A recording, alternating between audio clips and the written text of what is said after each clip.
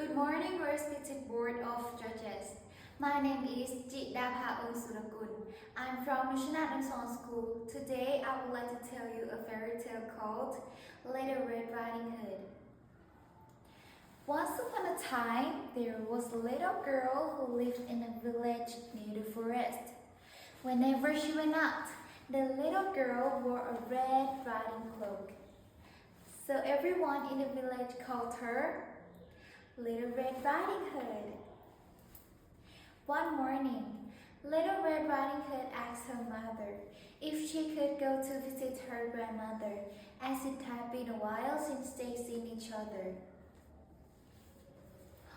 That's a good idea, her mother said. So they packed a nice basket for Little Red Riding Hood to take to her grandmother.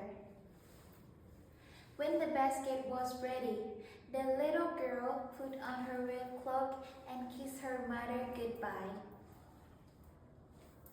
Remember, go straight to Grandma's house, her mother cautioned. Don't dawdle along the way and please don't talk to strangers. The woods are dangerous. Don't worry, Mommy, said Little Red Riding Hood. I will be careful. But when Little Red Riding Hood noticed some lovely flowers in the woods, she forgot her promise to her mother. She picked a few, watched the butterflies flit about for a while, listened to the frogs croaking, and then picked a few more.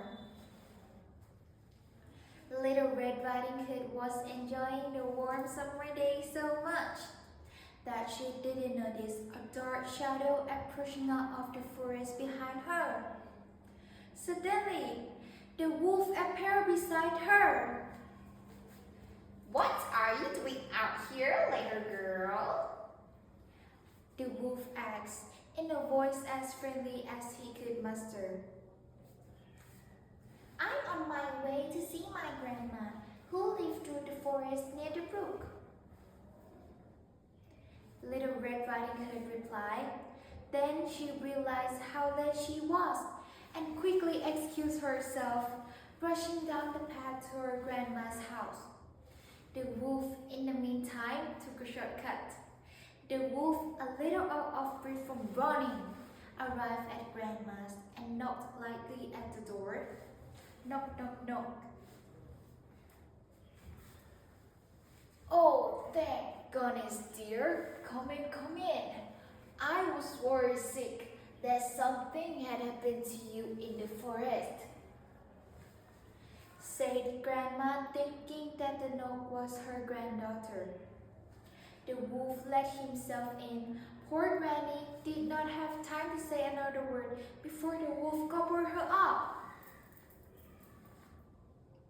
The wolf let out a satisfying burp and then poked through Granny's wardrobe to find a nightgown that he liked. He had a frilly sleeping cap and for good measure, dabbed some of Granny's perfume behind his pointy ears. A few minutes later, Red Riding Hood knocked on the door. Knock, knock, knock. The wolf jumped into the bed and pulled the cover over his nose. Who is it? He called in a cackling voice.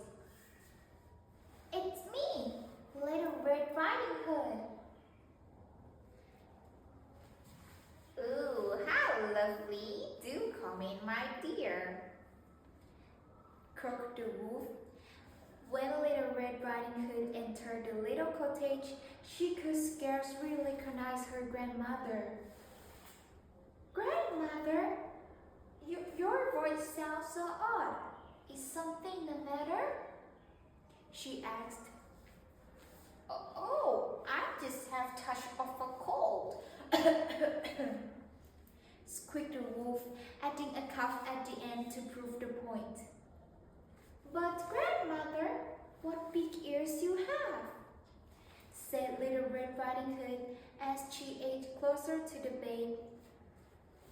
The better to hear you with, my dear. replied the wolf. But grandmother, what big eyes you have, said Little Red Riding Hood. The better to see you with, my dear, replied the wolf. But grandmother, what big teeth you have, said Little Red Riding Hood, her voice quivering slightly. The better to eat you with, my dear, roared the wolf, and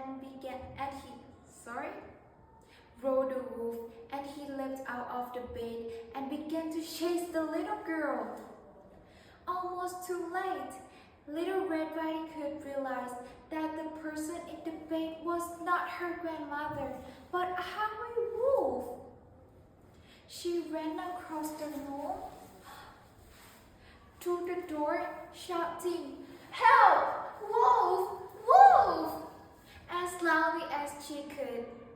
A woodsman who was chopping logs nearby heard her cry and ran towards the cottage as fast as he could.